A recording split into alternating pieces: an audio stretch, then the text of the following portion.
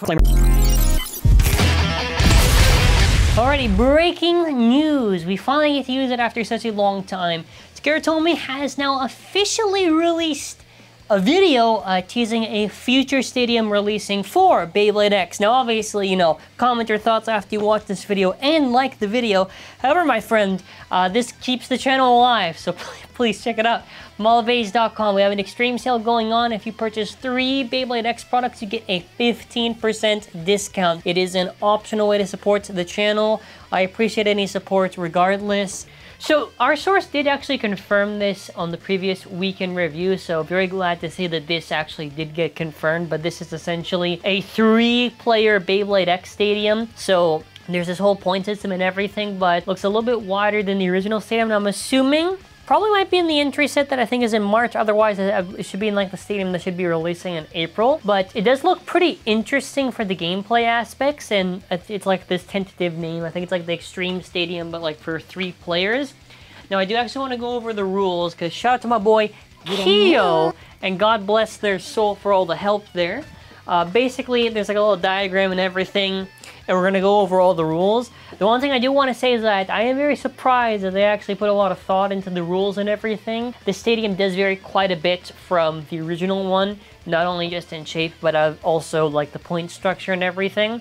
So first of all, there are 3 different positions you can take on this stadium. The center position, which would be on the top, the left position on the left, and the right position on the right. And the game matches are formatted to, well, method 1 would be 5 points, or the alternative, we'll get to that in a second. So there's 2 extreme zones that are little tiny pockets, and there's the over zone, which is a slightly wider pocket. So only 1 player can gain points per round, and obviously the last one standing is the winner. The rest of this would be the amount of points that totals up is from the 2 losers. So for an example, if I am player A, and 2 bays get defeated by, one's an over finish and one is a spin finish, you are doing 2 plus 1 because over and survivor, and then you would have 3 points total, and you're going until 5. Yeah, okay, I just said that. Yeah, so basically also you must launch also on the specific point. So the first method is that you can be playing up to 5 points, and the second method is that you don't do points, and whoever is the last one standing for 2 rounds wins the match. So that's why that'd be like technically first to 2 or whatever. Yeah, I think it's pretty interesting to say the least. I'm very curious on the stadium.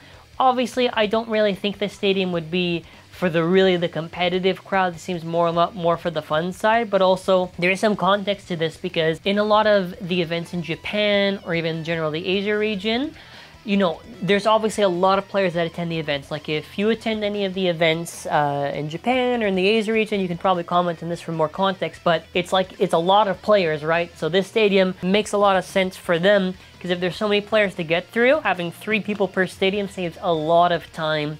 So contextually, this stadium does make a lot of sense.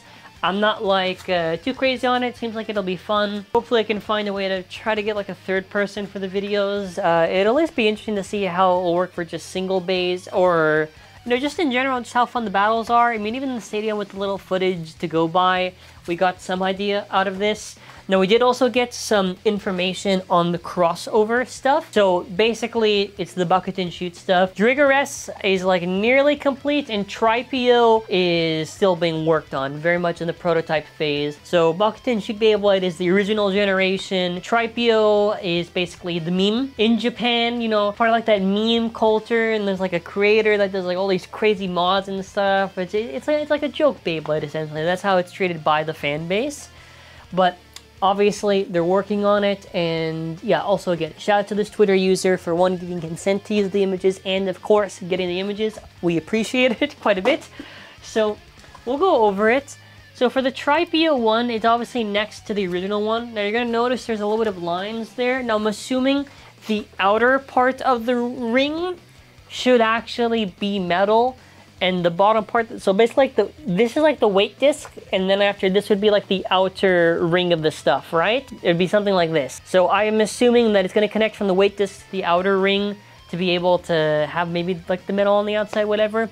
I still hope, obviously, that they, you know, make sure that maybe the structure of this, they maybe make the metal circle a little bit thicker. Aside from that, it's really hard to tell whether or not this could just be completely shit, or it could be maybe even better than I thought.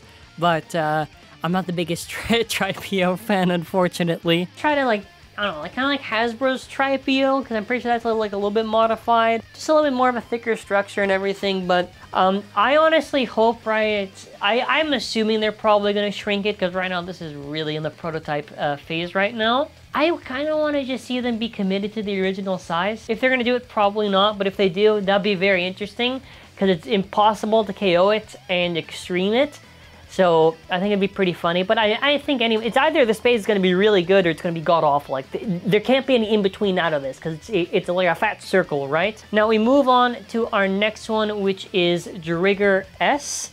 So, yeah, you know, now I'm under the assumption this should more or less be the exact same as Drigger S, just because of how the shape is and how it's very close to it, so maybe they can make the weight not as like shit as the original one, because it was a little bit light. They can still use Drigger S and just put a little bit of elbow grease and win, but I like it if the weight was like, I don't know, just a teensy bit more. That would be appreciated by Takeratomi if they could do that. We do get a little side shot of the bays and everything. So obviously, Tripio, it makes sense that they would give it needle. And I think for Drigger S, what's it called? It's called metal change for the bottom. They gave that, yeah, it's called metal change, I'm pretty sure. So the Tripio one, that makes sense, whatever that they're doing there. But the Drigger S, they gave it points. Now, I guess point kind of makes sense, whatever. I wish in general, like the remakes got maybe kind of new bits. I really wish. But they're just basically, whatever's the closest reference to whatever the original one is based on is what they do. But I just would have liked maybe new bits, whatever. They only really did it like one time. When you look back in the Burst generation for remakes with like Storm Pegasus, like it had Quick Dash, but yeah, that's about it. So recap of the quick thoughts at the end. Drigger S, probably going to be the same as Drigger S. I think they might be giving it the 80 height. I'm not too sure what the height is on this. Tripio, it better stay the same for being a meme. The stadium looks interesting, I guess, you know, we'll see how the performance is once it eventually releases, whatever. And yeah, that's about it for this video. So let me know your thoughts in the comments, and yeah, it was actually pretty exciting to see the news for this stuff. I'm just wondering how they're going to be doing the bucket and shoot stuff. What's going to be the order?